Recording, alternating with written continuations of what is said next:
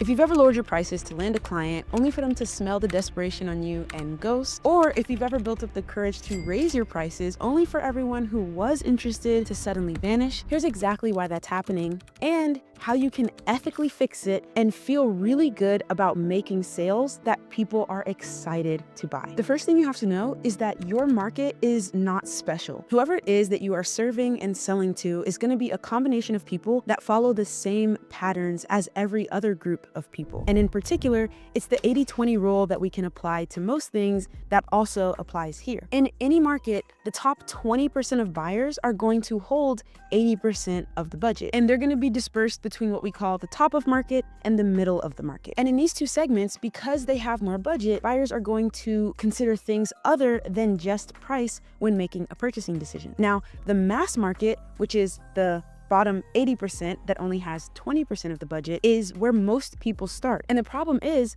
that most people ignore this top 20% of their market. They only focus on the mass market, the bottom 80% that have 20% of the budget. And this is where people are most price sensitive. The problem is the way that you're presenting your offer is usually speaking to that bottom 80% that only has 20% of the budget and actually turning away the top 20% that have 80% of the budget. And the reason that we typically ignore the top segment of the market is because we have a lack of conviction about our ability to actually deliver a good result. And we don't want to be bad people. We don't want to be scammers. And this is the exact problem that I saw for myself inside of my YouTube agency and how I raised my prices from $500 to $2,500 in just a couple of weeks and actually got more clients that were happier with the work that we were doing for them. And by the way, if you're new here, my name is Lili. This channel is where I document my financial freedom journey and bring you along with me. I'm interrupting the video to let you know real quick that we are doing Vlogmas. That means every single day until Christmas, I will be posting a video on this channel,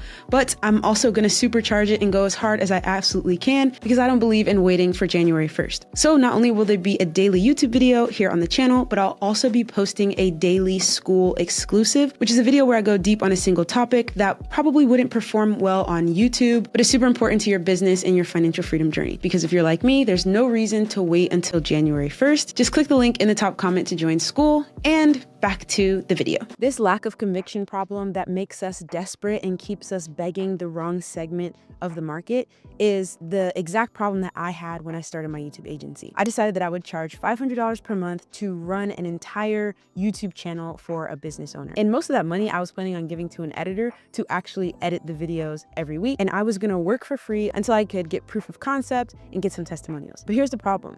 I was pricing my services to survive, not pricing my services to deliver a spectacular result. And that communicated to the business owners that I was reaching out to that there was no way I could do a really good job with their public-facing YouTube channel. And this is the mental breakthrough that allowed me to have conviction in my offer, raise my prices, and have the potential client be happier that I was having a higher price. It all comes down to the fact that people buy things to raise their status, whether it's the status that the world has an impression of them for, or it's the status that they have internally. And that second one can oftentimes be even more important. Think about a 47-year-old man who lives in California. If he was to buy a Lamborghini, would it raise or lower his status? Most people would say raise. If he was to buy a minivan, would it raise or lower his status? Most people would say lower. It's all dependent on the context. If he's a stay-at-home father of 4 and he drops his kids off at school and picks them up every single day, when he goes into that school drop-off line, does driving a 2-seater Lamborghini raise his status as a dedicated father that loves his children? But if he had a brand new minivan with top-of-the-line safety ratings and little TVs on the back of all the seats for each kid to watch their own individual YouTube videos, that would absolutely raise his status as a dedicated father, not just to the other parents in the school pickup line, but also to himself. And so we really need to consider, is what we're offering raising or lowering the status of the person that we're helping? And this is something that we spend an entire hour and a half going over and customizing to individual businesses at my 5-day Zoom challenge called the Self-Funded Freedom Challenge. You can head to the link in the top comment, check out what people are saying about the experience, and go deeper on this concept, as well as many others that are going to help you build a business to get time, location, and financial freedom. So here's 3 ways you can communicate to your potential client that your offer is going to raise their status. The first status raiser is the idea of, where do I belong? And this helps your customers stay in social alignment with the people around them. Like I said, that Lamborghini would lower the social status of that dedicated father of four. In another context, if he was a tech CEO going to give a keynote speech, the Lamborghini would raise his social status. The second thing you can do is give them something that others can't have: access to scarcity. Rolls-Royce makes 6,000 cars per year. Toyota makes 10.3 million.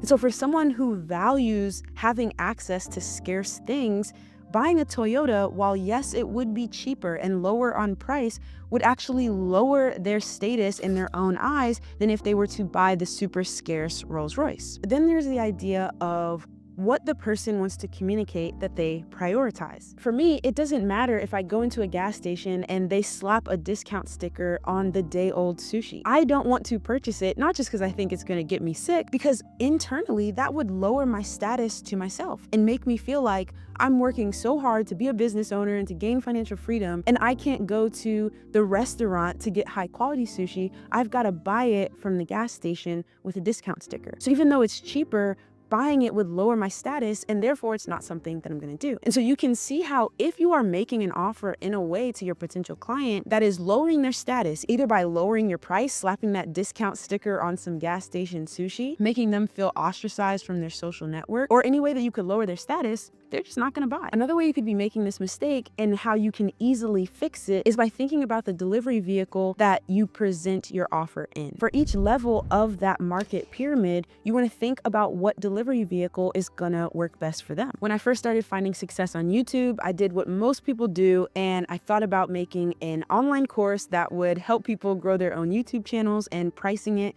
as cheaply as I could so that people would want to buy it over the competition. I was focusing on that mass market and just competing on price. I wasn't at all thinking about the status or the delivery vehicle that I was using to communicate to my customer. That online course and lots of digital products like this fall into the DIY or do-it-yourself delivery vehicle.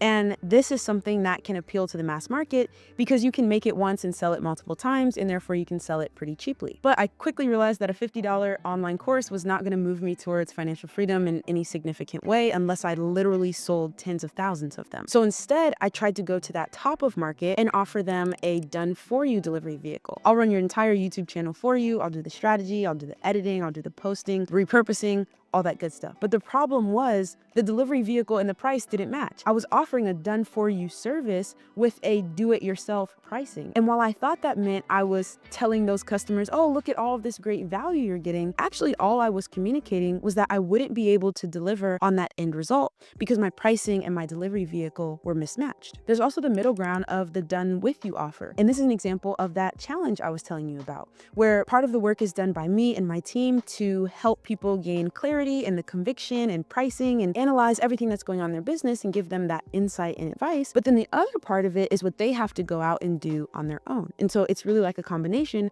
which allows it to kind of sit in that middle tier of pricing. I was listening to a podcast this morning from this guy who owns contentremoval.com. It's basically a service that can get unwanted or illegal content removed off of the internet for people. Really cool, important service, I think. He could have gone to the mass market and sold a course to different people who maybe an ex-partner posted something unsavory of them online after a breakup and they wanted to learn how to go to the correct channels to get it removed. But again, this is ignoring the top of the market that has most of the budget. Because if you're like me and you'll see like a boxing match that was pay-per-view and it's online, or you see a video of a Beyonce concert and her makeup looks bad or she had a wardrobe malfunction, and you see that video online, but then like 5 minutes later your feed refreshes and now it says content not available, it's someone like him that's behind the scenes of that. And that's the top of market, right? That's the 1% that has the vast majority of the budget. If he was to offer ESPN, pay-per-view, or Beyonce a do-it-yourself service,